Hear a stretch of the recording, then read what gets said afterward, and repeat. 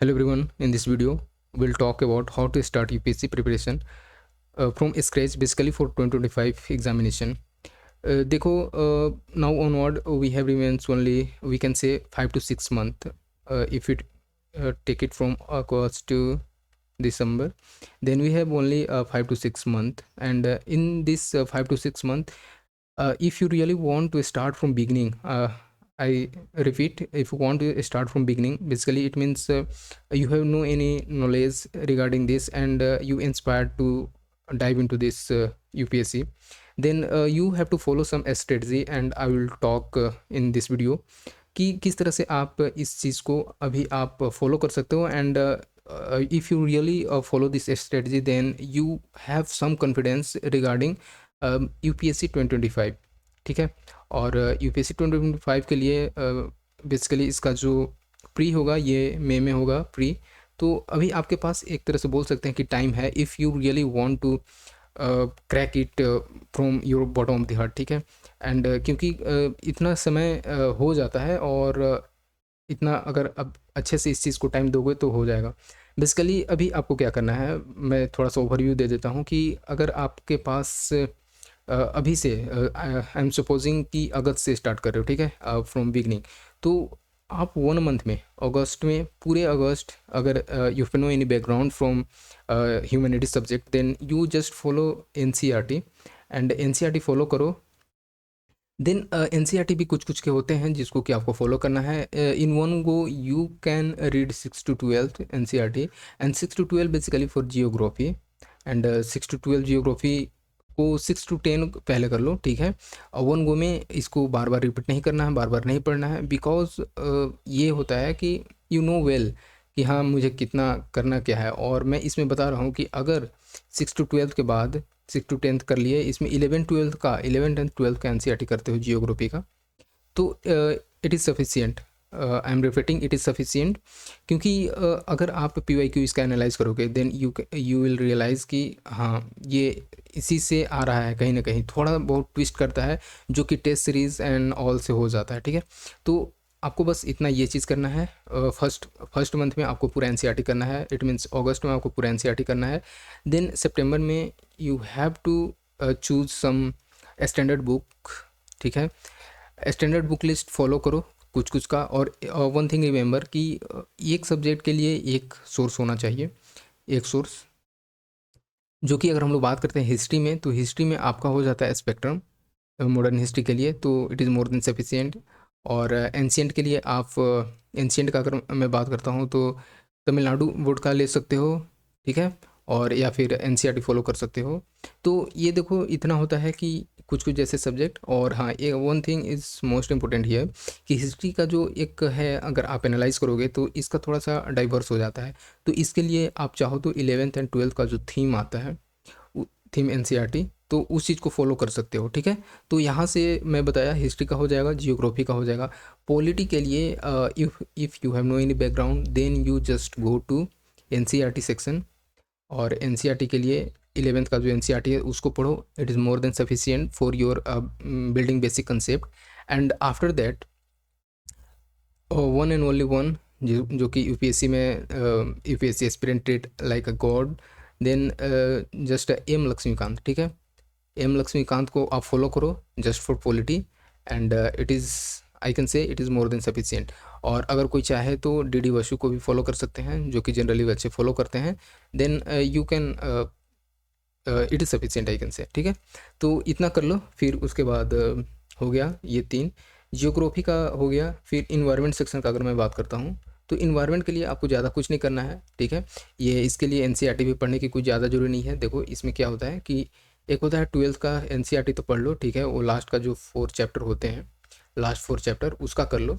और इसमें क्या है कि उसके बाद एनसीईआरटी के लिए शंकर आईएएस का बुक आएगा, ठीक है। शंकर आईएएस का बुक यहाँ से है, आपका बेसिक भी कंप्लीट होगा एंड स्टैंडर्ड भी कंप्लीट होगा। बाकी इन्वायरमेंट के लिए मैं बात कर रहा हूँ, तो इन्वायरमेंट के लिए करेंट अफेयर्स जो है ये मस्ट है, बिकॉज करेंट अफेयर्स ऐसा होता है कि जो भी स्पीसीज न्यूज़ में रहते हैं, जो भी कोई प्लेसेस न्यूज़ में रहता है, तो ये सारा चीज़ जो है वहाँ से उस एरिया में क्या है, एंडेमिक पेंडेमिक, ठीक है, तो उस चीज़ को यहाँ कवर किया जाता है, ठीक है। तो इस तरह से इन्वायरमेंट का आप कवर कर सकते हो, डेली न्यूज़पेपर पढ़ो और वहाँ से हो जाएगा, you will go through that. तो इतना हम लोग को कवर करना है। नाउ अब देखते हैं हम लोग स्ट्रेटजी होना क्या चाहिए। बेसिकली ये तो ओवरव्यू था कि किस तरह से आपको स्टार्ट करना है, आपके पास कितना समय बचा है। और एक चीज़ और मैं इसमें बताने वाला हूँ कि जैसे अभी आपका क्या है कि समय तो बहुत कम बचा है, आपको दिसंबर तक आई थिंक, हाँ दिसंबर तक पूरे के पूरे एक तरह से मेंस के अकॉर्डिंग आपको पढ़ना है। मेंस मेंस करोगे, ठीक है, मेंस करोगे तो ऑलरेडी जो प्रीलिम्स है, प्रीलिम्स का जो कुछ कुछ पार्ट हो गया, जैसे फॉर एग्जांपल जियोग्राफी हो गया, हिस्ट्री हो गया एंड पॉलिटी हो गया, तो इन्वायरमेंट बोल सकते हैं, तो ये सारे जो हैं ये ऑलरेडी कवर होते रहेंगे, ठीक है। और जब प्री में जब शिफ्ट करोगे, फुली प्री, ये मेंस के साथ बोल रहा हूँ, मेंस और प्री कर रहे हो, तो और जब फुली प्री में शिफ्ट करोगे, और जनरली प्रीलिम्स के लिए बच्चे if you are beginner then फेब से शिफ्ट कर जाते हैं, ठीक है, और फेब से शिफ्ट करते हैं प्रीलिम्स के लिए। तो यहाँ से आप स्टार्ट कर दो कि किस तरह से जो कुछ ऐसे मगअप करने वाले चीज़ हैं, कुछ फैक्ट हैं, कुछ फिगर हैं, ठीक है, तो यहाँ से याद करना स्टार्ट कर दो। कुछ करेंट अफेयर्स आपको पढ़ना होगा, और करेंट अफेयर्स के मैं यहाँ पे बेसिकली बोलते आया हूँ कि आपको अभी से करना है, क्योंकि इसका अलग ही बेनिफिट होता है। जब एडिटोरियल करते हो करेंट अफेयर्स का न्यूज़पेपर से, फिर कुछ ऐसे न्यूज़ देखते हो, तो इस चीज़ का ये लॉन्ग टर्म में याद रहता है। और यहाँ से ये देखने को मिलता है कि जब आप मैगज़ीन करोगे, मंथली मैगज़ीन, तो ये जो होता है लॉन्ग टर्म में आप यहाँ पे रिकॉग्नाइज़ कर पाओगे कि हाँ मैंने ये कहीं पढ़ा था और इसका ये होना चाहिए। तो बेसिकली ब्रेन क्या होता है ना, ब्रेन बेसिकली इसमें ज़्यादा दिन तक हम लोग किसी चीज़ को होल्ड करके नहीं रख सकते हैं, और अगर ज़्यादा दिन तक होल्ड करके रखना है तो बेसिकली आपको बार बार इस चीज़ को रिमेंबर करना होगा, रिपीटेशन करना होगा इस चीज़ को बार बार, तब जा करके होता है कि सबकॉन्शियस माइंड में जा करके आता है, और उसके बाद कहीं ना कहीं इस चीज़ को हम लोग रिप्रेजेंट करते हैं। So just think before deciding. और आपको पूरी तरह से मेंस दिसंबर तक मेंस एंड प्री को एक साथ लेकर के चलना है और यहाँ तक कंप्लीट करना है। देन इस बीच में एक मोस्ट इम्पोर्टेंट होता है कि आपका जो डिसाइडिंग फैक्टर होता है वो है optional. And optional is a one thing जो कि ये डिसाइड करेगा आपका रैंक, आपका सारा चीज़ यहीं से डिसाइड होता है। और ऑप्शनल को अच्छे से करो, ऑप्शनल को साइमल्टेनियसली करते जाओ। देखो इसका आंसर राइटिंग नहीं भी करते हो अभी के लिए, जो मैं बिगनर जो अभी ऑनवर्ड स्टार्ट करना चाहते हैं अगस्त ऑनवर्ड, तो अगर आंसर राइटिंग नहीं भी करना चाह रहे हो तो आंसर राइटिंग ठीक है, मत करो आंसर राइटिंग, बस इसका पढ़ जाओ। ये जो 2 पेपर होगा इसका, पेपर 1 एंड 2, इसको पढ़ जाओ अच्छे से। और चाहो तो PYQ देख लो। PYQ में बेसिकली किसी किसी अभी भी मार्केट में देखने को मिलेगा कि उसका सोल्ड पेपर मिलेगा, तो सोल्ड पेपर मिलेगा, उसको अगर आंसर नहीं भी लिखना चाह रहे हो, आपके पास सपोज़ आपके पास टाइम नहीं है, तो इसका बस देख लो कि किस तरह से किया जा रहा है, ठीक है, और किस तरह से किसी प्रीवियस ईयर का कैसे उसका आंसर दिया जा रहा है, जो पढ़ पा रहे हो उस चीज़ को रिकॉग्नाइज, उसको रिकॉल कर पा रहे हो कि नहीं, ठीक है।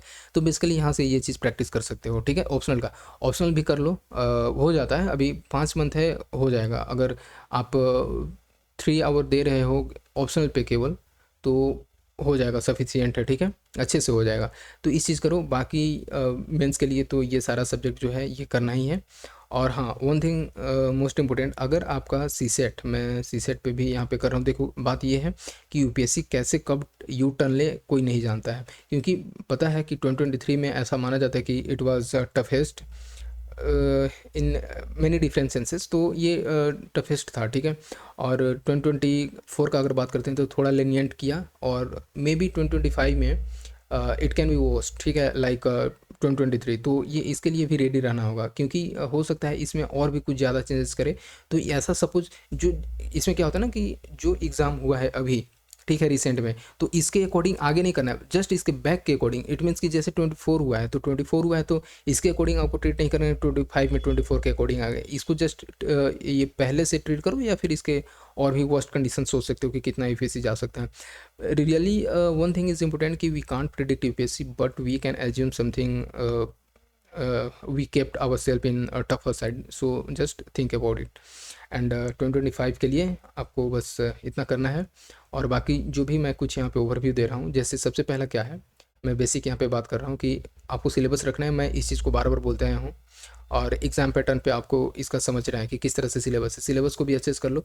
और हाँ, वन थिंग इज़ इम्पोर्टेंट कि जैसे मैं बता रहा हूँ कि जब आपका प्रीलिम्स और मेंस के बीच का जो टाइम मिलता है ये यहाँ पे केवल और केवल आंसर राइटिंग के लिए रहता है। और कुछ कुछ और भी सब्जेक्ट हैं जो कि ये इस बीच में कर सकते हो। फॉर एग्जांपल एसे का हो गया, एसे के लिए आप आंसर राइटिंग और कुछ कर सकते। देखो इस एसे में क्या होता है कि जब आपका इधर का पूरा सब्जेक्ट स्ट्रॉन्ग रहेगा, ये किया हुआ रहेगा, तो उसके बाद एसे में ओवरऑल देखा जाता है, सारा चीज़ को इंक्लूड किया जाता है, ठीक है। पॉलिटिकल, सोशल, इकोनॉमिक सारा फैक्टर इसमें इंक्लूड किया जाता है, फिलोसफिकल आइडिया डाला जाता है। तो जब ये सारा चीज़ आप पढ़े रहोगे तब यहाँ पे आकर के आप अच्छे से रिप्रेजेंट कर पाओगे, ठीक है।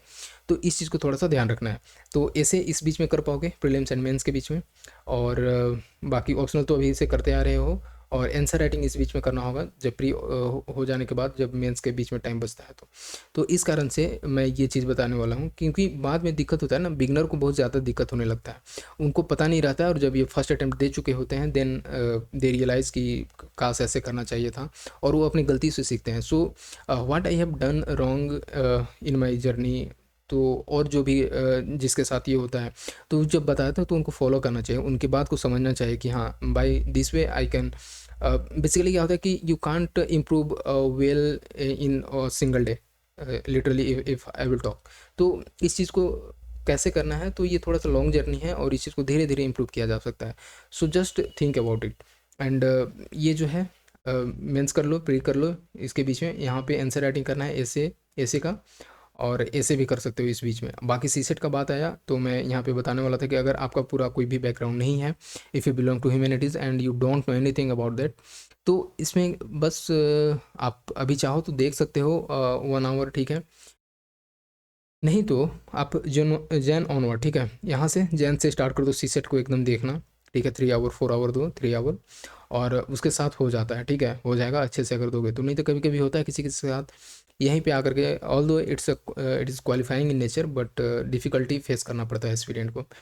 तो चलिए back to point, understand the syllabus and their exam pattern, और उसके बाद आपको सब पेपर का देख लेना है कि कौन सा किसका क्या है। तो इसमें आपको GS 1 to 4 देखने को मिलेगा, ऐसे देखने को मिलेगा, एंड ऑप्शनल देखने को मिलेगा। तो इसको प्रॉपरली पहले अंडरस्टैंड कर लो, ठीक है। देन आपको एक प्लान बनाना है, डेवलप अ प्लान, एंड इसमें क्या होता है कि डेली और वीकली बनाओ, एंड ऑल्दो फिर आफ्टर दैट मंथली बना लो टारगेट। सबसे पहले तो आपको मंथली रखना है कि मंथली में कि मुझे इतना ये बुक फॉलो करना है, इतना एक बुक कंप्लीट करना है, ठीक है।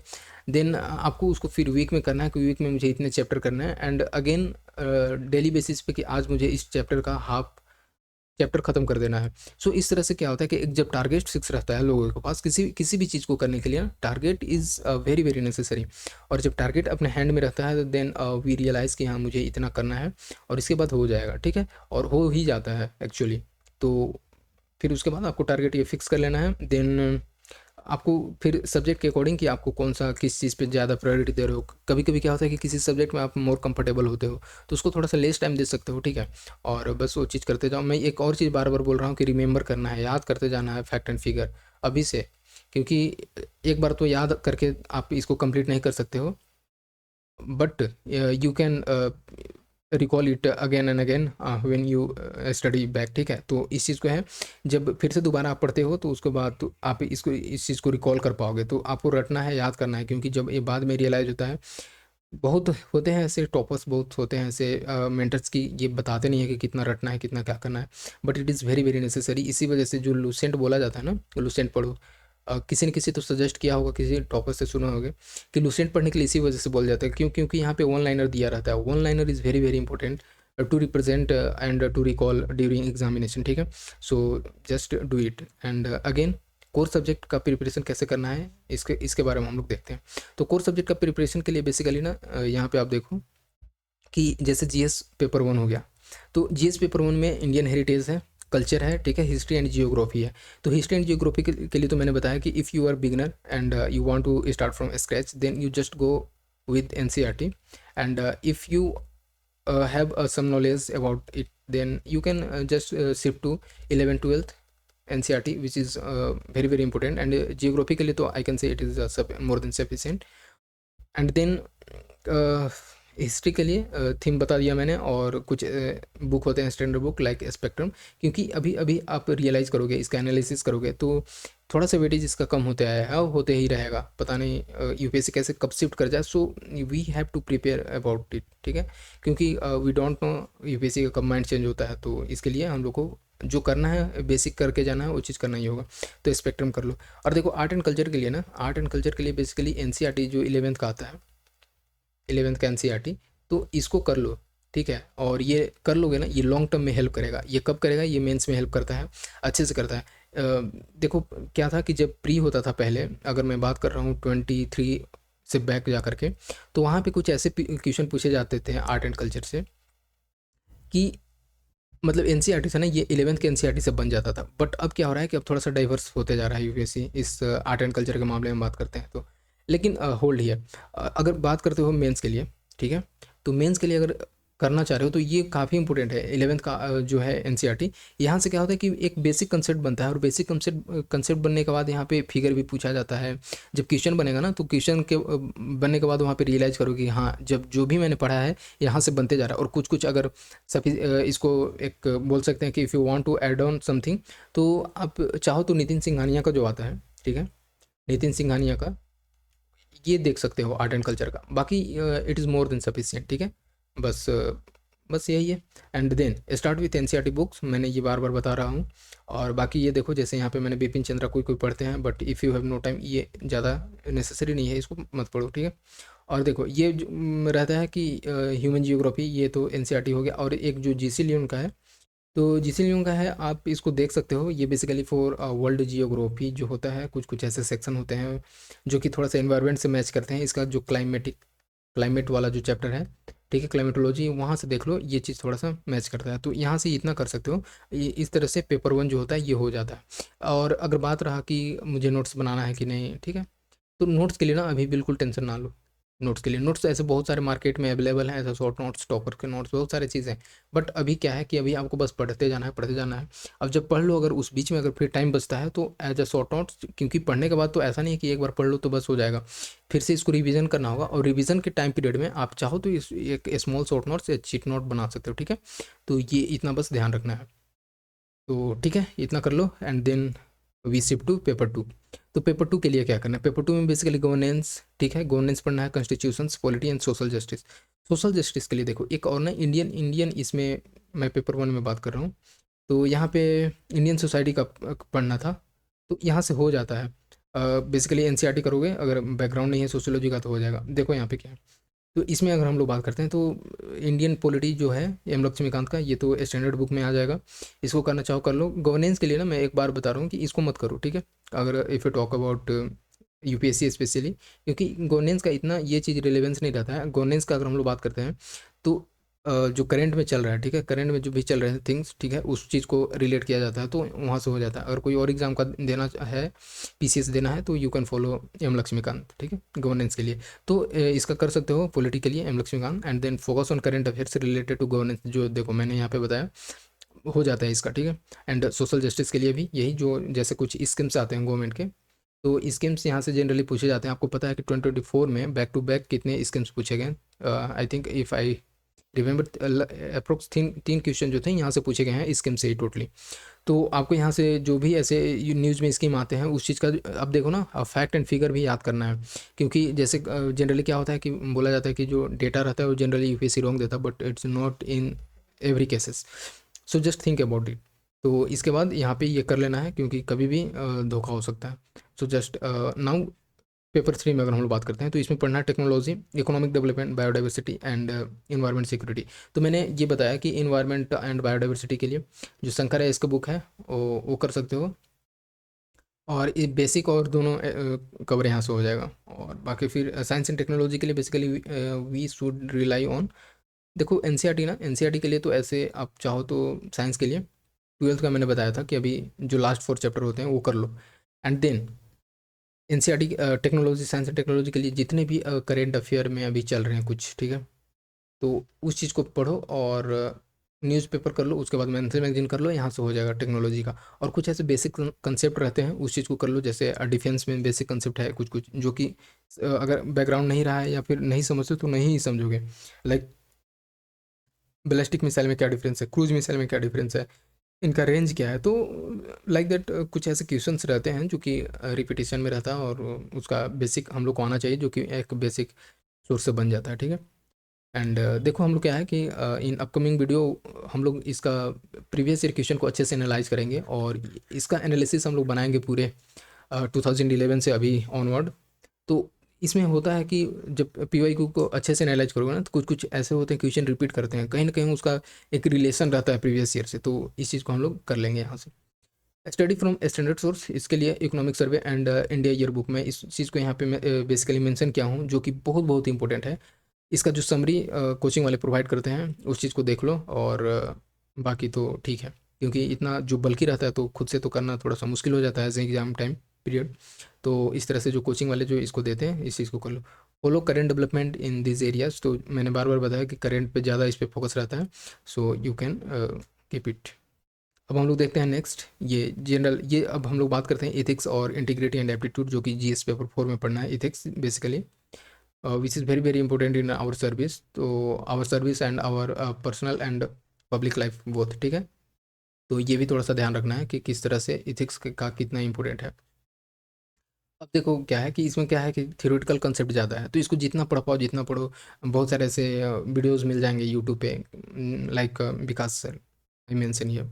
तो इफ़ बेसिकली ये तो हिंदी मीडियम के लिए है, और इंग्लिश के लिए अगर आप अच्छा सुनना चाहते हो, लिसन करना चाहते हो, ठीक है, इनका इंग्लिश में भी है तो यहाँ से कर सकते हो। लेकिन बेसिकली मैं यहाँ पे मेंशन कर रहा हूँ कि ठीक है इतना तो सुन करके हो जाएगा यूट्यूब से, अपना कंसेप्ट डेवलप होगा, वो कैसे अपना थिंकिंग बिल्ड करना है, वो चीज़ यहाँ से क्लियर होगा। बट बुक क्या पढ़ना है, बुक के लिए डिकोड इथिक्स का आता है, ठीक है, एक सर है, और उनका करो ये चीज़ अगर करना चाहो तो। फोरम आईएएस का रेड बुक है वो कर लो, और ये चीज़ हो जाता है यहाँ से। बाकी कुछ ऐसे टॉपर्स हैं उनका अगर देखना चाहो कि किस तरह से वो लिखते हैं उस चीज़ को फॉलो करो, then it will be enough, ठीक है। तो इथिक्स और इंटीग्रिटी यहाँ से कवर हो जाएगा। एक और है लुकमान आइस करके हैं, ठीक है, तो उनका ना ये अच्छा है, मैंने ये किया था, मैंने ये देखा है, तो इसको भी देख सकते हो। तो GS4 वहाँ से हो जाएगा। अब ऑप्शनल सब्जेक्ट के बारे में मैंने बताया था और बार बार बताते आ रहा हूँ कि किस तरह से आपको करना है। तो सबसे पहले ना स्टार्ट विथ अंडरस्टैंडिंग, इसका सिलेबस पहले कर लो और प्रीवियस ईयर क्वेश्चन को देखो। तो previous year question and syllabus जो है किसी भी चीज़ के लिए मस्ट है इस जर्नी में। उसके बाद स्टैंडर्ड टेक्स्ट बुक को रेफ़र करो। फॉर एग्जांपल अगर आपका बिल्कुल ही बेसिक नहीं है, if I talk about sociology, क्योंकि ये मैं अच्छे से समझ सकता हूँ, ठीक है, ये मेरा रहा है। तो सोशियोलॉजी का अगर बात कर रहे हैं तो यहाँ पे अगर आपका कुछ बेसिक नहीं है, तो बेसिक नहीं है तो यहाँ से एनसीईआरटी पढ़ो, ठीक है, 11th 12th का। और एनसीईआरटी का रोल यहाँ से बेसिक डेवलप हो जाएगा, basic concept, and then you can shift to Nitin Sangwan sir, ठीक है, नितिन सांगवान। और भी ऐसे बहुत सारे हैं जिनका कि आप ऋषिकेश सर हो गए तो उनका देख सकते हो, ठीक है। फिर उसके बाद है आंसर राइटिंग का प्रैक्टिस। मैंने यहाँ पे बताया था कि if you have time then you can do it, but if you have no much time, because बात क्या है कि अभी अगस्त टू दिसंबर आपके पास टाइम इतना नहीं है, और इस बीच में आपको ये करना है। तो नोट्स के लिए ना, नोट्स मेकिंग के लिए ज़्यादा कुछ नहीं, बस मैंने बताया कि पीवाईक्यू को देख लो और उसको रिकॉल करने का कोशिश करो कि जो मैंने पढ़ा है सच में ऐसा रहेगा। मैं अगर चाहूँ तो, अगर मेरे पास कंटेंट है तो मैं इसका आंसर राइटिंग कर सकता हूँ क्या, तो बस इट इज़ इनफ, ठीक है। क्योंकि जब ये प्री और मेंस के बीच में टाइम बचेगा, या फिर आप साइमल्टेनियसली एक एक क्वेश्चन, दो दो क्वेश्चन करना चाह रहे हो डेली बेसिस पे, तो एक क्वेश्चन दो क्वेश्चन करना चाह रहे हो डेली बेसिस पे, then you can do it, ठीक है। और नेक्स्ट हम लोग चलते हैं, यहाँ से हो गया। अब देखो ऐसे आंसर राइटिंग के लिए, ऐसे एंड आंसर राइटिंग के लिए मैंने बताया कि जो टाइम बचता है ना प्री एंड मेंस के बीच में, अगर if you have no time, अगर आपके पास बहुत टाइम है, अभी 26 में देने वाले हो तो अच्छे से कर लो ना, ऐसे भी डेवलप कर लो, सारा चीज़ करो, आंसर राइटिंग भी करते रहो। लेकिन आपके पास टाइम नहीं है, 25 में देने वाले हो और अभी अभी आप जगह हो, आई कैन से, क्योंकि होता है थोड़ा सा प्रॉब्लम होता है बहुत के पास, वो गाइडेंस नहीं मिल पाता है, या फिर उनके एक अपना पर्सनल इशू रहता है टाइमिंग को लेकर के, देन ठीक है बाद में हो जाएगा। ये प्री एंड मेंस के बीच में ये ऐसे राइटिंग जो है वो हो जाएगा, ठीक। तो इसमें होता है कि बेसिकली फिलोसफिकल आता है इसमें आंसर राइटिंग, इसको अच्छे से हाई क्वालिटी ऐसे लिखने के लिए आपको, आपके पास जो है बेसिकली कंटेंट होना चाहिए। कंटेंट जब रहता है तो अपने पास तो अच्छा से लिख पाते हैं, ठीक है। बहुत सारे ऐसे फिलोसफिकल पूछे जा रहे हैं, तो इस चीज़ में यही है कि रामायणस हो गया, बहुत सारे इपिक्स जो आते हैं उनका क्या आप वहाँ से गेन करते हो, गीता उसका कोट करो, ठीक है। बड़े बड़े जो पर्सनालिटीज़ हैं उनका कोट करो, तो ये सारे इतना करने पे हो जाता है। और फिर उसके बाद किस तरह से स्ट्रक्चर करना है, किस तरह से डेवलप करना है, एक यूनिक अपना पर्सपेक्टिव देना है, तो यहाँ से ये हो जाएगा इथिक्स। अब क्या है कि कोर नॉलेज को आपको ये इस पे बिल्ड करना है। ये मैंने बार बार बताया है कि इस चीज़ में ना जो जो भी ऐसे जनरल स्टडीज़ पेपर पढ़ रहे हो तो उसको थोड़ा सा डीप कंसेप्ट में जाओ, अंदर जाओ और उस चीज़ को रियलाइज़ करो कि हाँ इसमें और क्वेश्चन कैसे इस किया इसका पूछा जा सकता है। और उसके लिए बेस्ट है PYQ, किस तरह से यूपीएससी सोचता है क्वेश्चन बनाने से पहले। तो वहाँ से आप रियलाइज़ कर पाओगे और अच्छे से अंडरस्टैंड करो, ताकि ये आपके सबकॉन्शियस माइंड में जाए और लॉन्ग टर्म तक याद रहे। ठीक है। और क्विक रिवीजन के लिए मैंने बताया कि शॉर्ट नोट्स तो बनाना है, बट अभी नहीं, 1 2 3 रिवीजन कर लो, 2 revision, and then if you shift to your third revision then simultaneously you can make short notes. ठीक है। तो यहाँ से ये कर सकते हो। अगेन हमारे पास है आंसर राइटिंग प्रैक्टिस। तो आंसर राइटिंग प्रैक्टिस में मैंने यही बताया कि आंसर राइटिंग प्रैक्टिस के लिए ना बेसिकली जनरल स्टडीज़ पेपर का जो भी है आपको वन क्वेश्चन, अगर if you are beginner in it then start from 1 और 2 क्वेश्चन डेली। और उसके बाद चाहो तो किसी से आप इस चीज़ को अपना दिखा लो कि हाँ किस तरह से मैंने लिखा है, क्या लिखा है और क्या होना चाहिए। और basically if you want to develop your concept in answer writing then you just follow toppers copy. ठीक है। तो टॉपर्स कॉपी कैसा है, बहुत सारे ऐसे अवेलेबल हैं हर एक जगह पे। उस चीज़ को रियलाइज़ करो कि हाँ टॉपर्स जो हैं ये स्ट्रेटजी कैसे बनाते हैं, स्ट्रक्चर कैसे बनाते हैं बेसिकली, और स्ट्रक्चर कैसे करते हैं, बिल्ड करते हैं। फिर स्ट्रक्चर के बाद उनका जो होता है बॉडी कैसे लिखते हैं, कंक्लूजन कैसे शिफ्ट करते हैं। और बेसिकली एक ना मैं ओवरव्यू यहाँ पे दे रहा हूँ। जब आंसर राइटिंग करोगे तो यहाँ पे आंसर राइटिंग में पहले जो जो भी ऐसे कोर पॉइंट हैं, कोर पॉइंट वहाँ पे देखने को मिलेगा क्वेश्चन में कि वो चीज़ कह क्या रहा है, किस चीज़ पे डिस्कस करना है। ठीक है। और टू द पॉइंट रहो, और टू द पॉइंट बेसिकली जो भी चीज़ पूछा गया है उससे बाहर ज़्यादा नहीं शिफ्ट करना है, नहीं तो नंबर भी ज़्यादा नहीं मिलेंगे और फिर वही है, नंबर ही तो अल्टीमेटली लेना है। ठीक है। तो यहाँ से ये चीज़ कर लो और बस आंसर राइटिंग पे जब इतना धीरे धीरे, क्योंकि ओवर द टाइम ये चीज़ आता है। ठीक है। वन डे में कुछ नहीं होने वाला है कि मैं आज ही स्टार्ट किया और सबसे बेस्ट की आंसर लिख दूंगा, ये कभी नहीं होने वाला है। ठीक है। और इसी बीच में जब भी आप आंसर राइटिंग करोगे ना, जब भी इवन के टॉपर्स जो रहते हैं वो भी रियलाइज़ करते हैं कि बहुत सारे स्कोप हैं इम्प्रूवमेंट का, तो हम लोग तो फिर खैर ठीक। तो इस चीज़ में है कि फॉलो करो इसको और फिर ओवर द टाइम इस चीज़ को टाइम मैनेजमेंट करो, आंसर राइटिंग स्ट्रक्चर अच्छे से करो और खुद को उस चीज़ को इम्प्रूव करने में कोशिश करो। और भी क्या इसमें ऐड ऑन कर सकते हैं। ठीक है। और भी कितना एग्जांपल दे सकते हैं जो रिसेंट में चल रहे हैं, उस चीज़ को कैसे उस चीज़ से रिलेट कर सकते हैं। तो बेसिकली यही है ना कि ऑल ओवर द टाइम आपको बेसिकली सोसाइटी में क्या चल रहा है, कंट्री में क्या चल रहा है, इंटरनेशनल लेवल पे क्या चल रहा है, उस चीज़ को हम लोग को डील करना है फाइनली। देन जस्ट यही सारा चीज़ को मेंशन करना है आंसर राइटिंग में। अब देखो करंट अफेयर का इंटीग्रेशन, करंट अफेयर का इंटीग्रेशन ना बेसिकली यहाँ पे आंसर राइटिंग में जब आंसर राइटिंग करते हो तो इस चीज़ में जब क्वेश्चन में आपको यहाँ पे मेंशन करना होगा आंसर राइटिंग के टाइम पे कि किस तरह से उस चीज़ को हम लोग रिलेट कर लें, जो क्वेश्चन दिया गया है वो करंट अफेयर से कितना रिलेट कर। फॉर एग्जांपल अगर हम लोग बात करते हैं जस्ट एग्जांपल जियोग्राफी में, तो जियोग्राफी में ना देता है कि लैंडस्लाइड जो होता है, लैंडस्लाइड वो वेस्टर्न घाट में ज़्यादा होता है in comparison to Himalaya region. ठीक है। तो वेस्टर्न घाट में जो होता है लैंडस्लाइड ज़्यादा होता है in comparison to Himalaya region. तो ऐसा क्यों है? तो ठीक है, बहुत सारे ऐसे जियोग्राफिकल फैक्टर्स हैं, बहुत सारे ऐसे क्लाइमेटिक फैक्टर हैं, तो इस चीज़ को यहाँ पे तो मेंशन करना ही करना है। बहुत सारे ऐसे इन्वायरमेंटल फैक्टर हैं। ठीक है। बायोडाइवर्सिटी का कंसेप्ट आएगा, वो सारा चीज़ यहाँ पे लिखो लैंडस्लाइड। और इसके साथ साथ जो है एंथ्रोपोलॉजिकल फैक्टर हैं। ठीक है। ह्यूमन इंड्यूस्ड फैक्टर हैं यहाँ पे। तो लोग के कारण भी ऐसे, क्योंकि बिकॉज डिफोरेस्टेशन डिफोरेस्टेशन जो हो रहा है ये लार्ज अमाउंट में हो रहा है, जिसके कारण जो होता है कि जो सॉइल जो होल्ड होता है, ठीक है, रूट के थ्रू, जो रूट के पास सॉइल होल्डिंग कैपेसिटी रहता है वो डिक्रीज होता है। एंड जिसके कारण बेसिकली ये जो होता है जब बारिश होता है पानी आता है तो ये लैंडस्लाइड का रीज़न बन जाता है। ठीक है। तो यहाँ से ये ध्यान रखना है।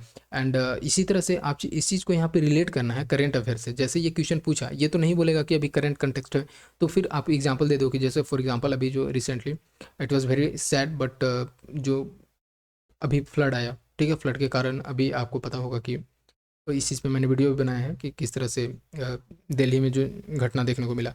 तो आप ये सारा चीज़ ना मेंशन कर सकते हो और इस चीज़ को कैसे इंप्रूव करना है उस चीज़ को आप वे फॉरवर्ड में लिखो कि और क्या होना चाहिए ह्यूमन को अपने खुद के लिए। ठीक है। कौन कौन से ऐसे अभी जो कंक्रीटाइजेशन देखने को मिलता है लार्ज अमाउंट में जो अर्बन एरियाज़ में, उस चीज़ को कैसे कम करना है सो दैट जो वाटर का सीपेज है वो अच्छे से हो सके ग्राउंड अंडरग्राउंड में। ठीक है। जिसके कारण जो अंडरग्राउंड में जब वाटर सीपेज होता है तो ultimately it will help to improve the water table, ठीक है। तो ये सारा चीज़ जो है ये कहीं ना कहीं यू कैन रिलेट इट, ठीक है। तो इस चीज़ को यहाँ से देख लो। एंड फिर back to that current affairs integration. इसमें क्या है कि रेगुलर न्यूज़पेपर पढ़ना है, मैंने बार बार इस चीज़ पे बोला है, या Hindu, Indian Express, anyone. And then monthly magazine. And Yojana Kurukshetra के लिए तो ठीक है, मैंने पढ़ा था, आपके पास टाइम है तो अगर 2026 में है तो दे लो, इसको पढ़ लो। क्योंकि ये जो होता है ना, ये एक डेवलप करता है, कंसेप्ट डेवलप करता है, किसी चीज़ को थिंकिंग में डेवलप करता है। अब बेसिकली अगर एग्रीकल्चर का बात करते हैं, एग्रीकल्चर चैप्टर में इकोनॉमी पेपर 3 में, तो ये होता है कि जब आप ये पढ़ोगे ना योजना कुरुक्षेत्र, तो यहाँ से आइडिया मिलेगा किस तरह से कौन कौन से नए टेक्नोलॉजीज आ रहे हैं इस फील्ड में, और क्या कितना इंप्रूवमेंट का स्कोप है, ठीक है। तो इस चीज़ को यहाँ से कोट कर सकते हो एनसीईआरटी राइटिंग में। और करंट अफेयर को रिलेट करना है आपके जनरल स्टडीज़ पेपर से और ऑप्शनल से, और ऑप्शनल में भी मेंशन करना है, ये नहीं कि अभी जैसे फॉर एग्जांपल अगर हम लोग बात करते हैं, अगर सोशियोलॉजी का मैं बात कर रहा हूँ, क्योंकि इस चीज़ को मैं अच्छे से यहाँ पे बोल सकता हूँ तो समझा सकता हूँ। सोशियोलॉजी में क्या है कि अगर हम लोग को करंट अफेयर मेंशन करना, करंट अभी क्या है कि बहुत सारे ऐसे स्टेट्स हैं जहाँ पे ट्राइबल्स को लेकर के या फिर ट्राइबल्स के लिए रिकग्नाइज किए गए हैं बहुत सारे ऐसे, बट इनका जो परसेंटेज है पॉपुलेशन का, ये साइमल्टेनियसली डिक्रीज कर रहा है। तो ट्राइबल्स का एक सेपरेट चैप्टर दिया गया है सोशियोलॉजी में, तो उस चीज़ को यहाँ पे मेंशन कर सकते हो कि इस स्टेट में अभी अभी रिसेंट के डेटा के अकॉर्डिंग, इसके इनके ऑफिशियल डेटा से जो है ट्राइबल्स का पॉपुलेशन डिक्रीज हुआ है। एंड द रीज़न बिहाइंड कि उनके बहुत सारे ऐसे हैं जो कि एक मेन स्ट्रीम में लाया जा रहा है, या फिर उनके एक सही से प्रॉपर उनके हेल्थ केयर पे फोकस नहीं किया जा रहा है, या फिर उनका जो कल्चर है उस चीज़ को प्रोटेक्ट नहीं किया जा रहा। तो ये सारा चीज़ जो है ये यहाँ से आप देख सकते हो, ठीक है। तो यहाँ से करंट अफेयर इंटीग्रेशन आ जाता है।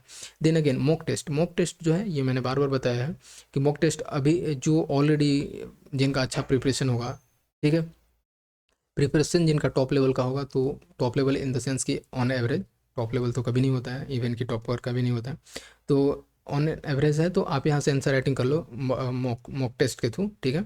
और मॉक टेस्ट लगाओ। प्रीलिम्स के लिए भी मॉक टेस्ट जो होता है वो तो अभी नहीं देना है प्रीलिम्स के लिए।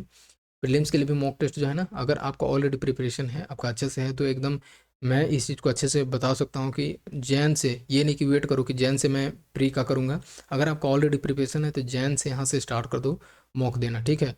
और ये जो होता है, और इससे भी पहले कि PYQ के थ्रू करो, तो इट विल बेनिफिट मोर, ठीक है। तो यहाँ से ये चीज़ करना है, और अपना परफॉर्मेंस देखो, वीकनेस देखो, स्ट्रेंथ कहाँ पे है वो चीज़ देखो, और उसके बाद ठीक है ये हो जाता है।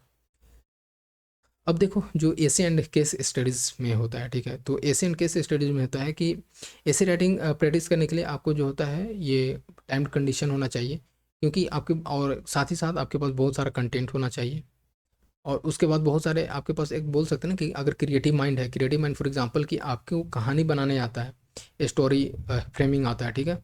तो स्टोरी फ्रेमिंग में ना क्या होता है कि किसी भी चीज़ को आप रिलेट कर सकते हो। फॉर एग्जांपल अगर ऐसा पूछा गया है कि आप सपोज आप कोट करना चाहते हो कि मेरे गांव में ऐसा कुछ था, मेरे विलेज में ऐसा, जो DM आए, ठीक है, उन्होंने एक बहुत सारे ऐसे समस्या जो चलते आ रहा था हमारे विलेज के लिए, ठीक है, विलेज में कुछ ऐसे बहुत सारे समस्या चलते आ रहे थे, फॉर एग्जांपल कि डेमोग्राफिक डिविडेंड को लेकर के, या फिर फॉरेस्ट को लेकर के, उस चीज़ को टैकल नहीं किया जा रहा था। तो किस तरह से वो आएँ, लोगों को अपने बीच में मीटिंग करवाएं, ठीक है, मीटिंग के थ्रू वो उस चीज़ को, बात को अपने रखें, फिर बहुत सारे ऐसे कमेटी रखें, उन लोग जो लोकल पीपल थे उनको एश्योर किया कि आपको आपको कोई भी हानि नहीं होगा इस चीज़ को लेकर के, मैं इस चीज़ का करूँगा। फिर इनके जो लोकल फैसिलिटी हैं, ठीक है, अपना बेसिक फैसिलिटी वो चीज़ प्रोवाइड करने का वादा किया। तो ये सारा चीज़ जो है ना आप मेंशन करो, एंड देन फाइनली जो ये प्लान था, जो ये मिशन था, ये सक्सीड हुआ। तो इस तरह से ना ये स्टोरी टेलिंग या स्टोरी फ्रेमिंग बोल सकते हैं इसको,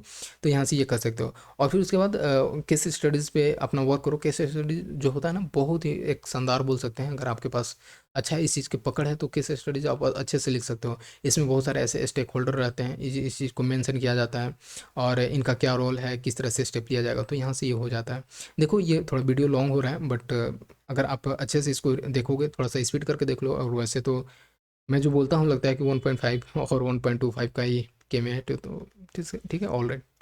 and again revision of core subject का रिवीजन बार बार करना है, करते रहना है, और इन बिटवीन करते रहना है। पहले इसका आप एक स्ट्रेटजी बना लो कि मुझे 10 दिन में, 15 दिन के बीच में, ठीक है, फिर 7 डेज़ में करना है, 3 डेज़ में करना है, फिर 1 डेज़ पे आ जाता है, ऐसे ऐसे।